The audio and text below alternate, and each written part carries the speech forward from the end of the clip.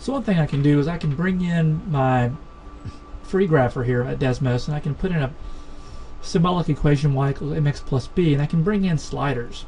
So either I can do this, or I can have a student come up and do this, and I can just tell them, you know, let's change that m to 4, and we just want to notice what happens to the graph. Or I change the m to an 8, what happens to the graph, and have the students sort of describe what's happening. So I don't at this point even call that the slope, perhaps, if I'm introducing what these values are. Maybe b, make it -3. And we can just kind of see what happens with that graph.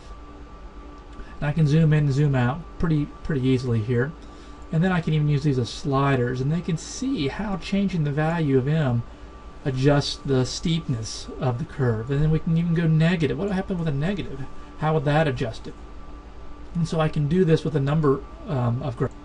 You can create your own functions here, or you can choose some from the examples that they give you.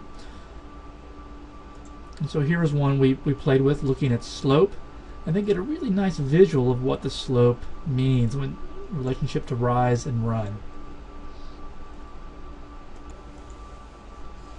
There's another cool thing from Desmos called Function Carnival, where students actually watch a graph. They watch something happen in action, and they try to graph it, and I can see real time what students are doing. Now this would be if I were in a computer lab, or if students had maybe a set of iPads or even computers. They could use the mouse to do the graph, and I can see their graph, and they can see each other's graphs as well when they show up.